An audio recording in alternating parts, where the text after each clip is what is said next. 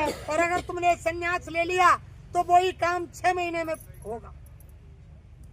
लगा दो भैया हम टाट तो धर्म प्रेमियों बोलो, और तुम अगर ये सोच रहे हैं कि अभी हम जवान है, अभी नहीं करेंगे, जब करेंगे अभी ये शादी करनी वो करनी, अरे तो महात्मा क्या कहते हैं कि दुनिया के धंधे कम नहीं होंगे और एक दिन बंदे कम नहीं होंगे। ये संसार की खटखट बंद नहीं होगी प्रेमियों। गुरु महाराज ने एक कहानी सुनाई। एक हल्ट चल रहा था, रहेट, एक कुएं के अंदर एक रहेट चल रहा था जो डिब्बों वाला होता है। एक किसान रहेट को चला रहा था, गर्मी का महीना था, अपनी बारी में पानी सिंचाई कर रहा था, तो एक घोड़ी वाला आ गया। गर्मी पड़ रही थी, घोड़ी को प्यास लगी हुई थी, कुएं पर रहेट वाले के पास आ गया। आकर के उसने घोड़ी को, जहाँ रहेट के में डिब्बे बाल्टी खलती थी, वहां छोटा सा गड्ढा होता था, उस नारदे में आकर के घोड़ी को पानी पिलाने के लिए खड़ा कर दिया। जैसे ही घोड़ी ने पानी में मुंह मारा, जैसे ही डिब्बे वो रहेट के आए, खट खट की आवाज आई, तो घोड़ी बबक करके खड़ी हो गई। जब बबक गई आवाज से, तो घोड़ी वाला बोला कि भैया रहेट वाले, कि हाँ भैया, तूने क्या रहेटे डाल दे तो मेरी घोड़ी पानी पी ले। कि भैया रहेट वाले तो या रहेटे डाल दे तो मेरी घोड़ी पानी पी ले। अब रहेट वाले ने, ऊंट था, बैल था, उनको रोक दिया, रहेट बंद हो गया। अब रहेट बंद हो गया तो पानी निकलने से बंद हो गया। अब घोड़ी वाला कहने लगा कि भैया पानी तो आई ना रहो। तब रहेट वाले ने कही कि भैया देख, अगर तो तेरी घोड़ी पानी पिलानी है तो यही खट खट में पिला ले, अगर तू खट खट बंद करेगा तो भैया पानी। तो गुरु महाराज ने इस कहानी को सुनाते हुए कहा, अरे बच्चे बच्चियों, इस संसार की खटखट में ही भजन कर लो। अगर तुम संसार की खटखट को बंद करना चाहेंगे तो ये खटखट बंद नहीं होगी। ये खटखट तभी बंद होगी जब इस शरीर की सांसों की पूंजी खत्म हो जाए। फिर भजन कब करोगे? इसलिए महात्माओं ने कहा कि काल करे सो आज कर, और आज करे सो अब, और पर में परलय होगी तो बहुर करेगो। इसलिए महात्माओं ने कहा कि सांस सांस पर नाम ले, और वृथा सांस मत खोए, और ना जाने या सांस को आमन होए। काल बड़े ईमान पे, और बिन आई ना ले, और जो कोई आ जाए जेल में तो घर तक जान ना दे। जब हमारे सांसों की पूंजी खत्म अगर रास्ते में हो गई, ऊपर से चालान कट गया, वो यम के सिपाही और चालान लेकर के आ गए, अरे रामलाल, अरे श्यामलाल, तुम्हारा समय पूरा हो गया, ये मकान खाली करो। और तुम कहोगे कि नहीं नहीं, अभी 1 घंटे की मुझे मोहलत दे दो, ये मेरी गाड़ी खड़ी है, ये गाड़ी ले लो, मकान ले लो, धन ले लो, लेकिन 1 घंटे की मोहलत दे दो। क्या वो मान जाएंगे? नहीं। एक सांस आपको मिलने वाली नहीं है प्रेमियों। जबरन जीवात्मा को इस शरीर से निकाल करके बाहर खड़ा कर देंगे, ये शरीर धड़ाम से जमीन पर गिर जाएगा। दुनिया का कोई साजो सामान तुम्हारे साथ नहीं जाएगा, केवल भगवान का भजन। महात्मा कहते हैं कि औरत सीमित रहती है मकान तक। जब इंसान चला जाता है दुनिया से, उनकी पत्नी घर से बाहर नहीं आती है, औरत सीमित रहती है मकान तक, और समाज जाता है शमशान तक, और बेटा जाता है अग्निदान तक, और इंसान के कर्म जाते हैं भगवान तक। और मैं प्रेमियों से पूछना चाहता हूं कि आप इतनी कड़ी मेहनत कर रहे हो, किसी के पास 200 बीघे जमीन है, 100 बीघे सरसों बुबी हुई है, 100 बीघे आलू बुबे हुए हैं, 2 गाड़ी हैं, एक कोठी पहाड़ी में बनी हुई है, दूसरी कोठी कामा के अंदर खड़ी हुई है, 5 बेटा है, 5 बहू है, उनके नाती है, और बैंकों में धन जमा है।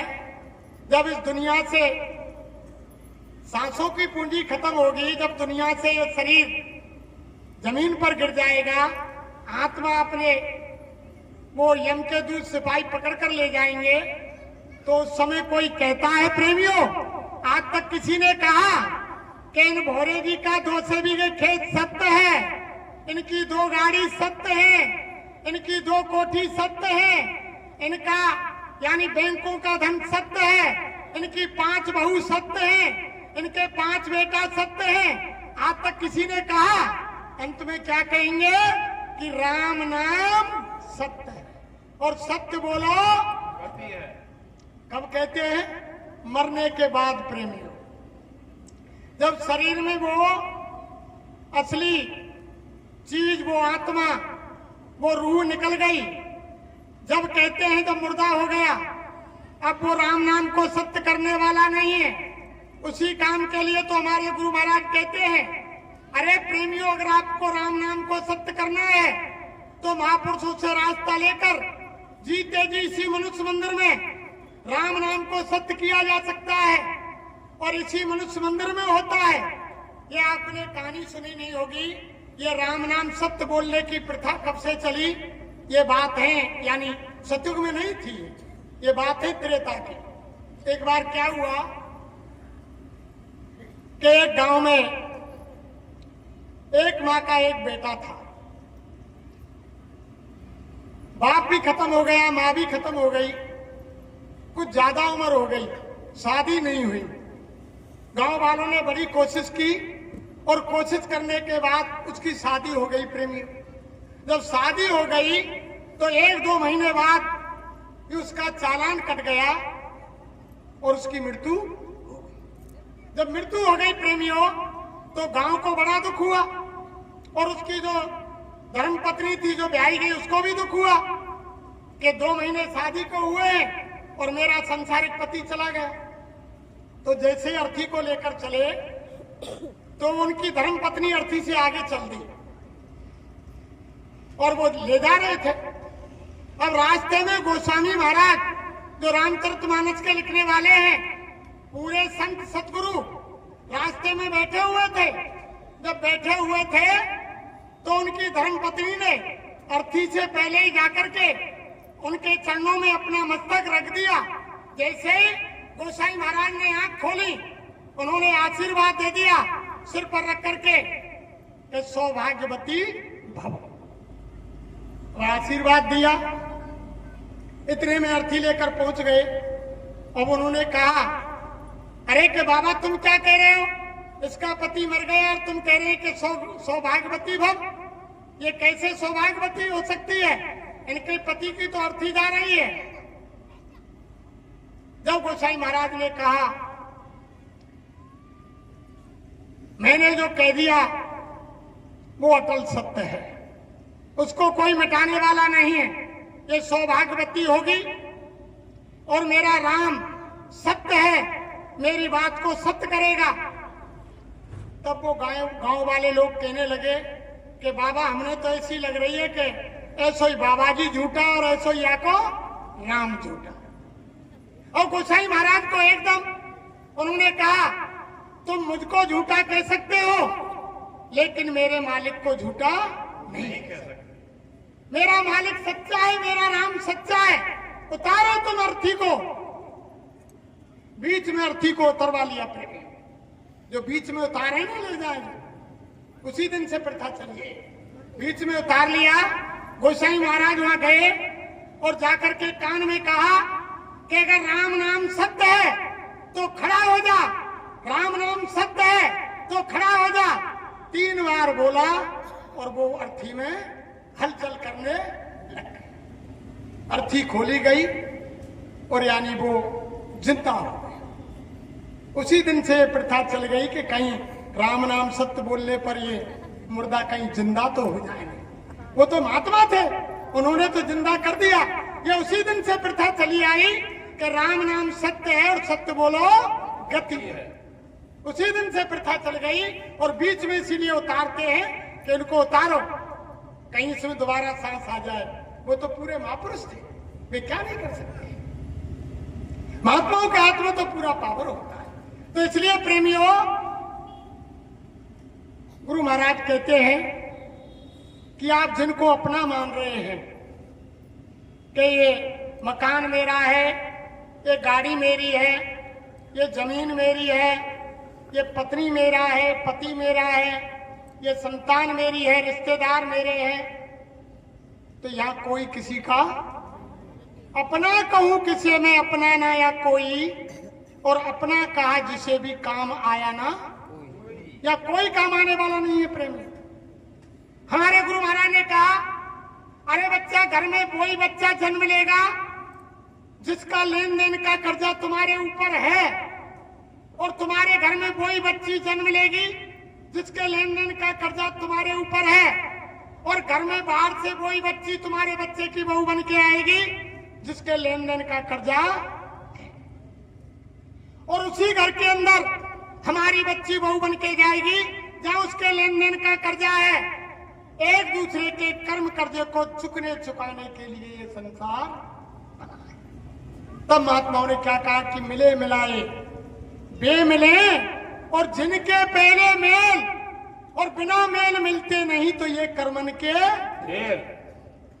सारा खेल वहीं से मिला मिलाया होता है प्रेमी, सारा संस्कार वहीं से मिला मिलाया हुआ होता है। आप कितनी भी कोशिश करो, कोई शादी संबंध वाला आए, वो बीच में चला जाए तो हम तुम क्या कहते हैं, किसी ने चुगली कर दी, अरे वो संस्कार नहीं था। और जब जहां संस्कार होगा उसको कोई मेटने वाला नहीं। तो ये पहले से मिले होते हैं, पहले प्रारब्ध लिखा और पीछे मिला शरीर, सारा लिख जाता है। अब देखो प्रेमियों, एक कहानी स्वामी महाराज ने सुनाई कि एक बच्ची ने 12 साल की अवस्था में गुरु महाराज से नामदान ले लिया, महापुरुष से नामदान ले लिया। अब वो रोजाना भजन करती थी। जब वो रोजाना भजन करती तो धीरे धीरे उनकी उम्र शादी योग्य हो गई। जब 20-22 साल की बच्ची हो गई तो उनके घर वालों ने अपनी बच्ची के लिए लड़का देखकर, यानी कोई सत्संगी तो मिला नहीं, गुरु भाई तो मिला नहीं, संसारी मिला लेकिन शाकाहारी मिला, और वह संबंध कर दिया। संस्कार वही था। जब प्रेमियों बच्ची की शादी हो गई तो घर गृहस्थी के काम से निवृत्ति होकर के वो रात को रोजाना बैठ करके भजन करती चद्दर डाल के। तो उनके पति जैसे बाहर से आते तो उनको बेकसूर पीटते, मारते, कि काम कुछ करती नहीं है और चद्दर डाल के बैठ जाती है। ये कैसा भजन है? भजन पूजा तो मंदिर में होती है, थाल सजा के ले जाओ, अक्षत चंदन ले जाओ, फूल पत्ती ले जाओ, मूर्ति पर जल डाल दो और तिलक चंदन लगा दो और हाथ जोड़ दो, पूजा हो गई। ये क्या पूजा है? चद्दर डाल के बैठ गए, रोजाना पिटाई करता परिवार। अब उनकी पिटाई से तंग आकर के वो गुरु महाराज के पास, जैसे हमारे गुरु महाराज के 3 कार्यक्रम आश्रम पर लगते, गुरु पूर्णिमा और होली और दादा गुरु का भंडारा। तो वो कार्यक्रम में गई, जैसे दादा गुरु का भंडारा आ रहा है, दादा गुरु के भंडारे में पहुंची और जाकर के सत्संग सुना। गुरु महाराज कुटिया में गए कि अब मैं गुरु महाराज से अकेले में बात करूंगी। अंदर कुटिया में बच्ची चली गई और जाकर के गुरु महाराज को प्रणाम किया। गुरु महाराज ने आशीर्वाद दिया और फिर कहा कि गुरु महाराज, हम भजन करती हैं जब वो हमारा संसारिक पति हमें मारता है। गुरु महाराज बोले, अरे बच्ची कोई बात नहीं, जाओ तुम भजन करो, भजन में समय और बढ़ा दो। अब उन्होंने समय और बढ़ा दिया। जब ज्यादा भजन करे तो ज्यादा पिटाई करे, जब ज्यादा भजन करे तो ज्यादा पिटाई करे। अब फिर उनकी पिटाई से फिर तंग आ गई वो, जो आज हमारी माता बहन देवियां कर बैठती हैं। वो तो किसी गुरु की बंदी थी, वो सतगुरु की शिष्या थी, वो आत्महत्या तो कर नहीं सकती। क्यों? कि मनुष्य जीवन फिर मिलने वाला नहीं है, ये व्यर्थ चला जाएगा और ये संस्कार है। फिर दोबारा कार्यक्रम होली का आया, फिर सत्संग में गई, फिर गुरु महाराज का सत्संग सुना। कुटिया में अंदर साईं महाराज चले गए, फिर कुटिया में दंडवत जाकर किया। साईं महाराज ने आशीर्वाद दिया। फिर बोली कि गुरु महाराज, आपने कहा कि भजन में समय बढ़ा दो, सरकार मैंने भजन में समय बढ़ा दिया। फिर वो मेरी ज्यादा पिटाई करते हैं मेरे पति। अरे के बच्ची पिटाई करते हैं, तुमको खाना तो भरपेट देते हैं ना। अब उन्होंने कहा कि हाँ स्वामी, खाना तो भरपेट देते हैं, तो जाओ घर भजन करो। फिर वो आ गई, फिर भजन करने लगी, वही पिटाई चालू। फिर तब तक तीसरा कार्यक्रम यानी आ गया। अब तीसरा कार्यक्रम आ गया, फिर वो कार्यक्रम में मथुरा आ गई। फिर सत्संग सुना, कुटिया में गुरु महाराज चले गए, अकेले बैठे थे, जाकर प्रणाम किया, दंडवत किया और मन में विचार किया कि गुरु महाराज यानी प्यार की आवाज में नहीं सुनते हैं, अब के गुरु महाराज से तेजी में आवाज करूंगी, तब गुरु महाराज मेरी बात को सुनेंगे। जैसे आशीर्वाद दिया और आशीर्वाद देने के बाद गुरु महाराज से कहा कि साईं महाराज, तुम बार बार कह देते हो कि भजन करो भजन करो, तुम हमारी बात को नहीं सुनते। वो हमारा पति हमें हर बार जितना भजन करते हैं उतनी पिटाई करता है। तब गुरु महाराज बोले, अरे बच्ची सुनो कर्मों का खेल, लेन देन का। गुरु महाराज बोले, अरे बच्ची तुम नहीं जानती, तुम पहले जन्म में उनकी सौतेली माँ थी, सौतेली माँ।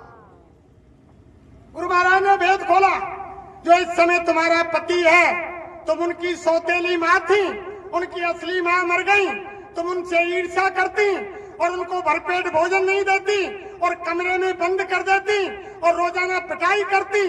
अरे बच्ची, किसी की दया से तुमको भोजन तो भरपेट मिल रहा है, चली जाओ घर, क्या करके भजन करो। तब उनकी समझ में आया, ये संसार है प्रेमी, ये लेन देन का है, क्या हर जीव चुकने चुकाने के लिए आया है। तुम्हारी क्या चलाए, जिनकी हम आप पूजा करते हैं, भगवान को भी त्रेता का बदला द्वापर में देना पड़ा।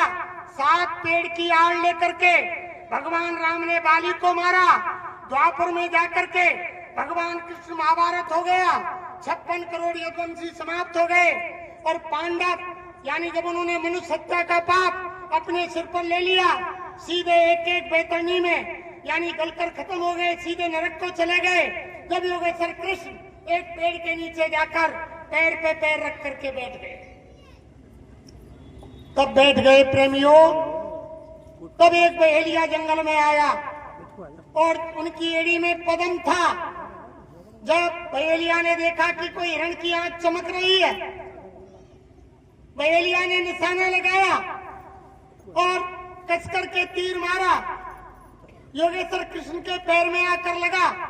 आवाज आई, बहेलिया ने समझा कि शिकार हो गया, दौड़कर बहेलिया आया, पेड़ के नीचे आकर देखा कि योगेश्वर कृष्ण छटपटा रहे हैं, खून के फव्वारे निकल रहे हैं। तब हाथ जोड़कर बहेलिया ने विनती प्रार्थना की कि भगवान योगेश्वर, मैं नहीं पहचान पाया, मैंने आपके इस चमकती हुई यानी उसको और मैंने हिरण की आंख चमका था, माना था, इसलिए बाण मार दिया, मुझसे गलती हो गई, मुझे योगेश्वर हे भगवान मुझे क्षमा करो।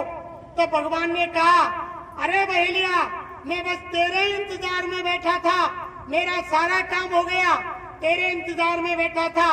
अब मैं जिस चीज के लिए धरती पर आया वो सब काम हो गया, अब मैं मेरे परम धाम को जाने वाला हूँ, मैं केवल तेरा ही इंतजार कर रहा था। तो बहेलिया ने पूछा, योगेश्वर वो मेरा कौन सा इंतजार? तब भगवान ने कहा, करे बहेलिया, ये संसार अदले बदले का है, यहाँ हर किसी को अदला बदला देना पड़ता है। किसी की उंगली तुम काटोगे तुमको 10 बार कटवानी पड़ेगी, किसी की गर्दन काटोगे 10 बार तुम्हारी गर्दन काटी जाएगी। वो मालिक एक की 10 देता है। किसी को 1 गिलास पानी पिलाओगे, प्यासे को 1 गिलास पानी पिलाओगे 10 गिलास पानी तुमको मिलेगा। किसी भूखे को 1 रोटी खिलाओगे तो वो मालिक तुमको 10 रोटी देगा। किसी के साथ तुम धोखा करोगे तुमको धोखा खाना पड़ेगा। किसी के साथ बेईमानी करोगे तुम्हारे साथ बेईमानी होगी।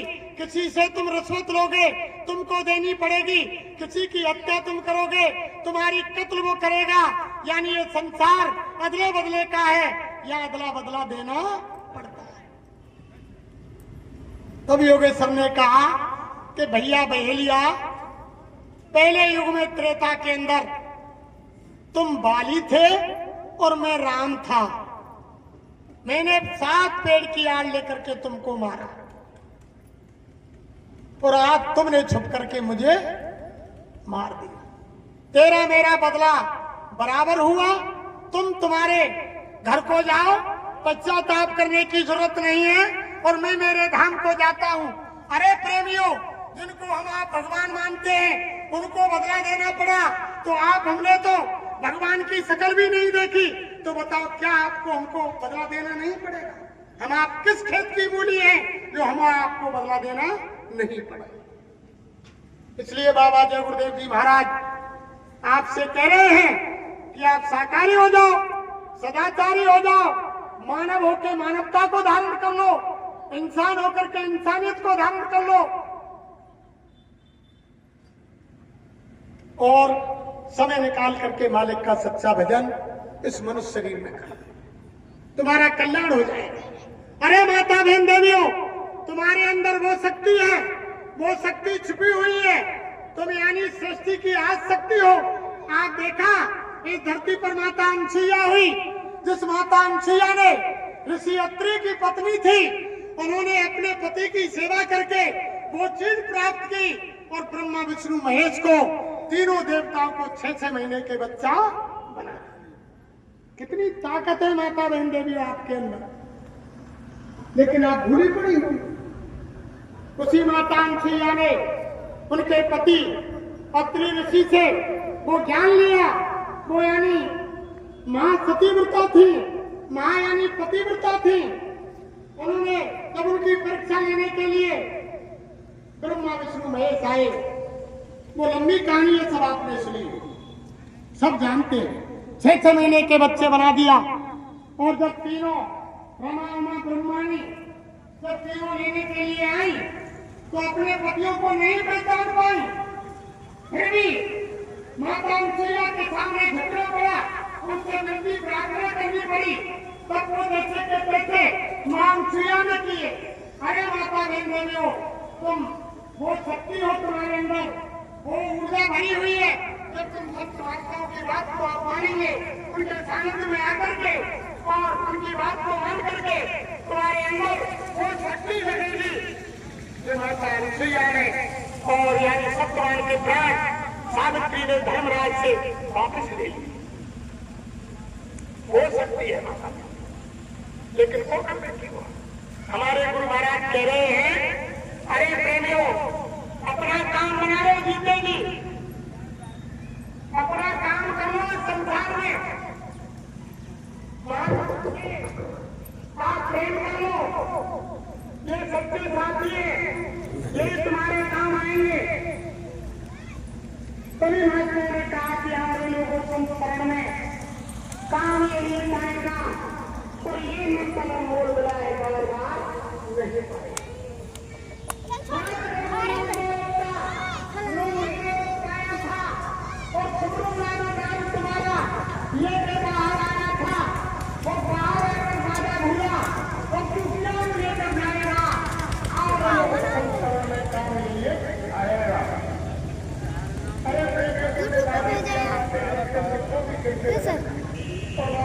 वो तो मैं ही जानू बेटा, तुम्हें कहीं बता दूंगा।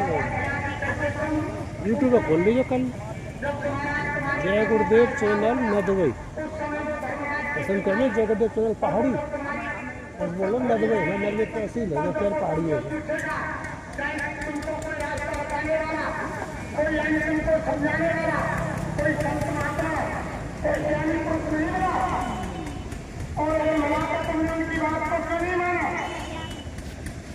तो अगर आप झूठ बोलोगे तो हमारे मुंह मना नहीं जाता।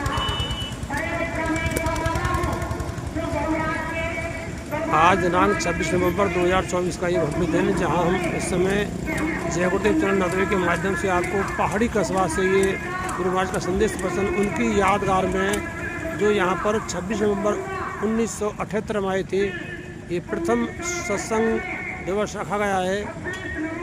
और इससे पहले पूरे कस्बे में होकर के शाकाहारी संदेश निकाली थी, जिसमें काफ़ी संख्या में हमारे माता बहन बच्चे हाथों में झंडे और शाकाहारी तख्तियाँ लेकर के साथ साथ चले थे। सारे बाजार में होकर के ये रैली यहाँ से निकाली गई थी। जय गुरुदेव। आप देखिए यहाँ सामने वाहन खड़े हैं संदेश सुनने के लिए। बहुत ही हमारे भाई यहाँ आए थे। सामने टोल रोड प्रारंभ खेली यहाँ से 61 किलोमीटर, नगर 38 किलोमीटर, सीतली मात्र 18 किलोमीटर लिखा हुआ है। और इधर हम चलते हैं। इधर एक बुग्गा खड़ा हुआ है, 2 हमारी मिनट कार खड़ी हुई जो हरियाणा से आई है, और एक गाड़ी हमारे पीछे खड़ी हुई है। यहाँ से हरियाणा से भी आदमी, यहाँ हरियाणा से नज़दीक पड़ता है, और कुछ भाई बहन यहाँ गुरु प्रेमी आए हुए हैं। और आप देख रहे हैं जय गुरुदेव चैनल नदवई। यदि आप पहली बार देख रहे हो तो सब्सक्राइब करें, लाइक करें, बेल दबाएं और शेयर भी करें। जितना आप इसको सुनोगे उतना इसको आपको आनंद आएगा। इस चैनल के माध्यम से गुरु महाराज अभी जीवित हैं। इसके कई पोस्ट यहाँ से डाली जा चुकी हैं। और जो गुरु महाराज जेल में रखे गए थे इमरजेंसी के समय, वो भी तीसरा एपिसोड मैंने 23/11 को डाला है। हर 23 तारीख को एक एपिसोड डलेगा, और 23 मार्च 1925 तक वो पूरा एपिसोड डल के तैयार हो जाएगा। जय गुरुदेव। तीनों युगों में आगे काम करता तो द्वापर में कृष्ण नाम को जगाने की जरूरत नहीं थी। हर युग में नाम बदलता है। जैसे अभी गर्मी खत्म हुई, बरसात खत्म हुई, सर्दी आई, तो कोई प्रचार नहीं करना पड़ा कि भैया सर्दी आ गई, सर्दी आ गई। सब तुम यानी कूलर खरीद और उन्हें पंखाने बंद कर दो और गर्म कपड़ा निकाल लो, चद्दर में रख लो, रजाई निकाल लो। कोई प्रचार करना पड़ा। जैसे जैसे समय वातावरण बदलता है वैसे ही सारी चीजें बदलती चली जाती है। ऐसे हमारे गुरु महाराज कह रहे हैं कि भक्त का नाम चाहिए, भक्त का गुरु चाहिए, भक्त का महात्मा चाहिए, भक्त की दवाई चाहिए, भक्त का डॉक्टर चाहिए। अरे प्रेमियों, मैं आपसे पूछना चाहता हूँ, किसी भाई को कोई तकलीफ हुई और किसी डॉक्टर से दवाई लाए, और वो दवाई बीमारी ठीक हो गई, और वो डॉक्टर भी दुनिया से चला गया, और तो उनका नाम ले रोज पुकारे से पहले लुकमान हकीम और सुफैन वैद हुए। उनको तुम रात दिन चिल्लाते रहे कि लुकमान हकीम सुफैन वैद मेरी बीमारी ठीक करो, मेरी बीमारी ठीक करो, तो बीमारी ठीक होने वाली नहीं है। ये देखना पड़ेगा कि इस समय लुकमान हकीम और सुफैन वैद की जगह डॉक्टर कौन है, उसके पास जाना पड़ेगा और उसकी दवाई लेनी पड़ेगी। और आपने दवाई ले ली और बीमारी 2-3 दिन में खत्म हो गई, और दवाई तुमने अलमारी में रख दी, और वही बीमारी साल भर बाद फिर हो गई, और दवाई तुम्हारे पास वो रखी हुई है। फिर आपने देखा कि दवाई तो सिरप, गोली, कैप्सूल मेरे पास है, और दवाई निकाली तुमने, और दवाई को देखा कि इस पे यानी डेट डली हुई है बनाने की 1 जनवरी यानी 2023, और इसकी एक्सपायर होने की डेट लिखी हुई है यानी 1 जुलाई 2024। यानी अब क्या चल रहा है, नवंबर, कई महीने एक्सपायर हो गए। अगर प्रेमियों तुम उस दवा को खाओगे, एक्सपायर दवा को, कैप्सूल को, सिरप को पियोगे, तो वो फायदा करेगी या रिएक्शन करेगी? रिएक्शन करेगी। तो कौन सी दवाई चाहिए? वक्त की दवाई, वक्त की, समय की दवाई लेनी पड़ेगी। समय के डॉक्टर के पास जाना पड़ेगा, समय के महापुरुषों के पास जाना पड़ेगा, समय के गुरु की तलाश करनी पड़ेगी, समय के महात्माओं की तलाश करनी पड़ेगी, तब आपकी बीमारी जाएगी। ऐसे तो नहीं चले जाएगी। अरे रात दिन आप पुकारते हो